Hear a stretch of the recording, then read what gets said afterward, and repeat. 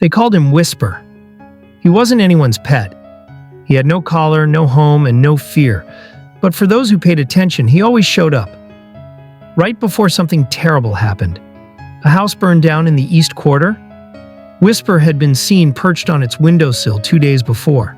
A bridge collapsed near the river. A woman claimed she saw a black cat just sitting there, staring, the night before it gave out. People joked about it. They called it a coincidence, a superstition, a spooky neighborhood myth, but not Ava. Ava was 13, quiet. She liked books more than people, and cats more than both. The first time she saw Whisper, he was sitting on the fence outside her school. She tried to pet him. He ran. The next day, a student broke his leg when a stair railing snapped. The cat had been there. The second time he appeared near her grandmother's house, Ava thought nothing of it. 2 days later, her grandmother had a mild heart attack. She survived. But Ava remembered the cat's eyes, watching, as if he already knew. Then came the third time. It was raining.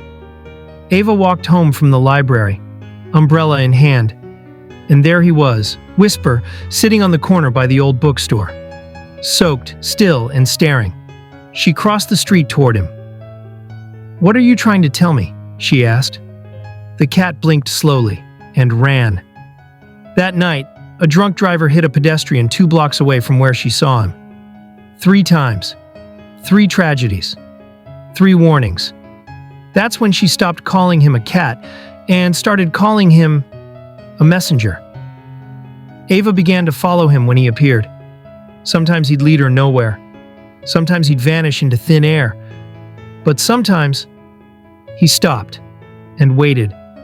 Like that one Tuesday morning when he sat on the steps of the abandoned factory on Hawthorne Street. Ava followed him there. He meowed softly, something he never did, and stared at a rusted beam above the entryway. She called emergency services, reported a loose beam. They laughed. She insisted. The city sent a team days later. Turns out the beam was cracked and ready to fall. The factory owner cried when he heard. His workers were scheduled to return the next morning. Whisper didn't show up for weeks after that. Ava worried. She searched. Until one day she saw him again, at her front door, not sitting, not staring, but limping. She picked him up, dried him, fed him. That night the phone rang. A car accident. Her father safe, but injured.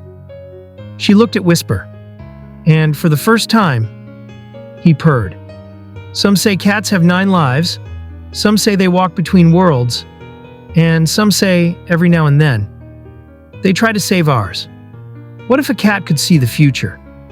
And what if we finally started listening?